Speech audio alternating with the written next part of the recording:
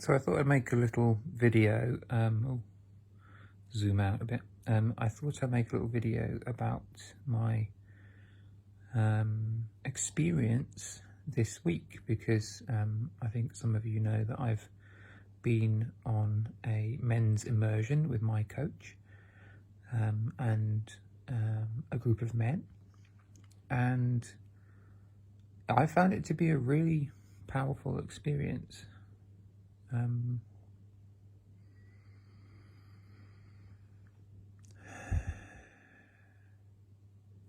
So in 2016, I came across the three principles, the work of Sydney Banks, and it had a big impact on my life and transformed everything that I did, and it caused me to change career and write a book and stuff like that.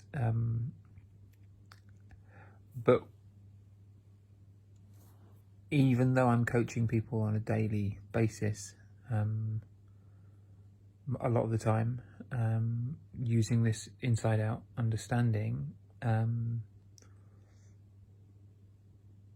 something that's been a common theme has been my own work that I've done. And I was thinking this the other day that coaching isn't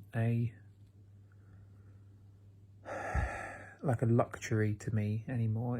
It's more that coaching is a way of life. It's become as essential in my life as practicing my instrument to maintain my playing chops.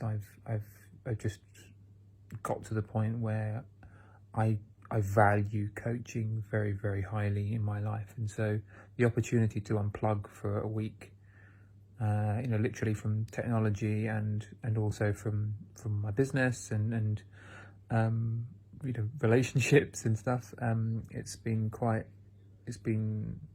really, really wonderful because I don't know about you, but I can certainly get on a bit of a hamster wheel, going from one doing to the next doing to the next doing, and that's probably been the most valuable thing of all, because when like this last week, we've had some very intense coaching conversations in the group and talking about the inside out understanding and the three principles, and there were some sessions from former prisoners working with Beyond Recovery, and there were some sessions with Dr. Keith Blevins, amazing psychologist, and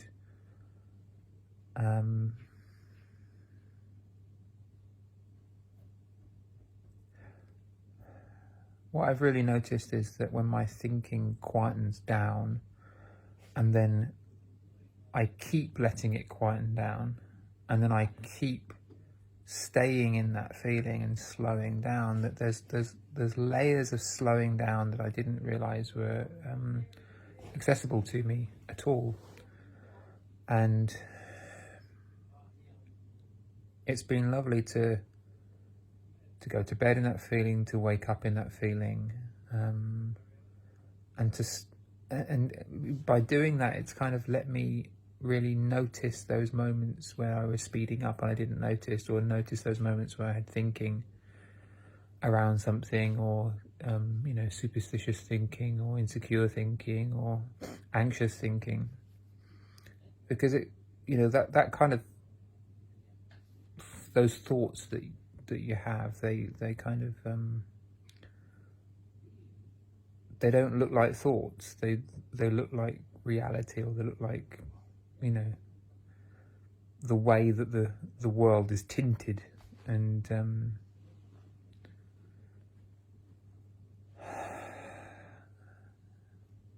yeah, I've really realized how valuable it is to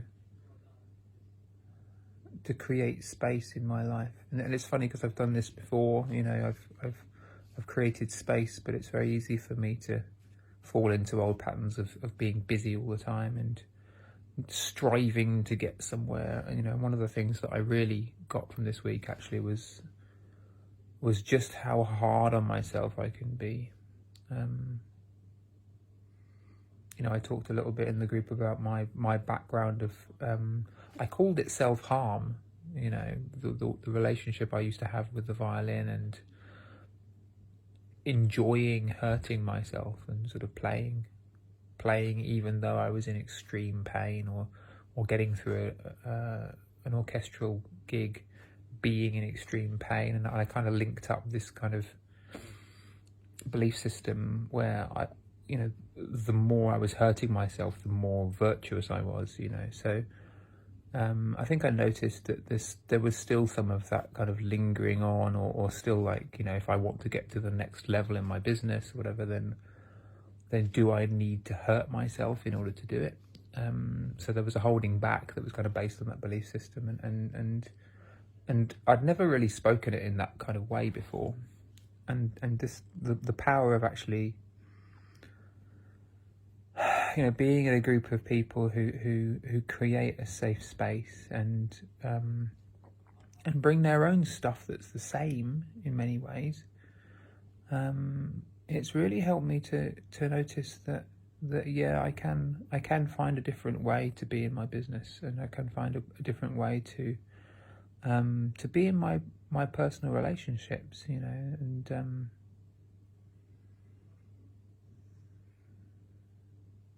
yeah, over the last few years, I've been successful in some respects, but there are other respects where I think I've not noticed so much what that sped up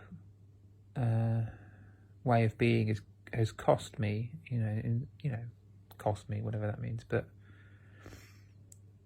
I'm leaving here sort of really, really committed to sort of redoubling my commitment to self-care, actually, to self-care, to slowing down, to switching the phone off, to stopping speaking sometimes, and just being. I can get into a habit of talking a lot at home, and kind of making noise all the time, and actually I've really appreciated the quiet, and I've really appreciated not speaking so much.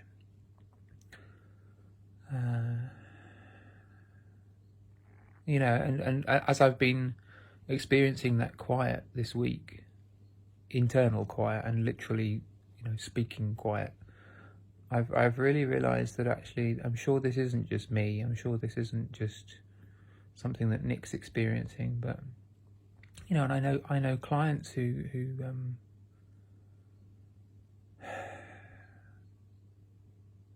are constantly on, successful people constantly on, find it very difficult to switch off, but then when they start to learn about switching off, they still find it hard, and it's a challenge for them. And that's another thing that I really got, is that actually, all the things that and I've still got some things probably, but they'll surface after a few days, weeks, or whatever. But it's like I've had these things I can't possibly talk about. I'm a fairly open guy, but it's like I've had these things I can't talk about, and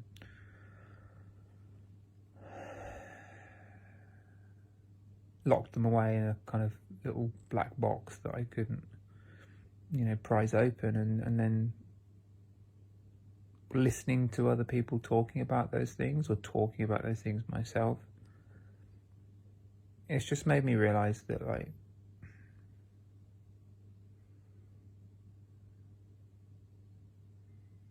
there's a perfection when you look in the mirror. When I look in the mirror, when I look inside, there's a perfection there.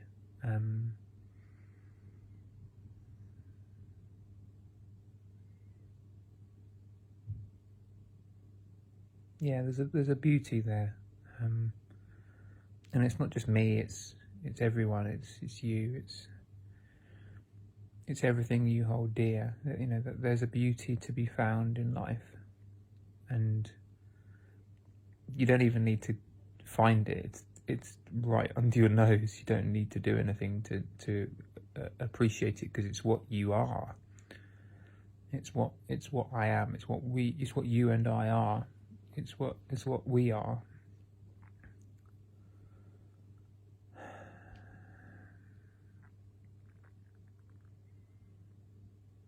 And so just,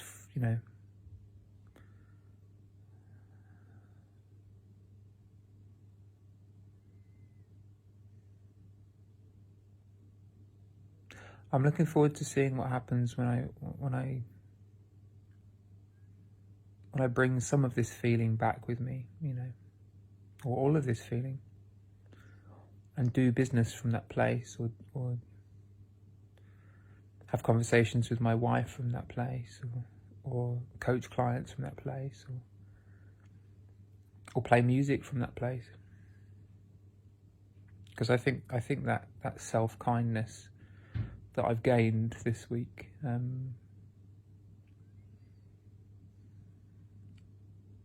I think it will rub off on people, so yeah, I just wanted to share that and kind of document it because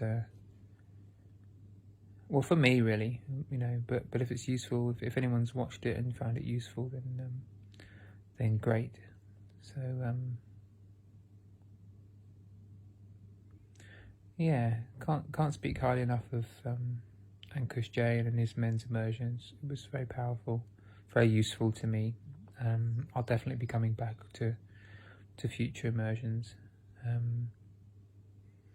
So yeah, coaching is a way of life now.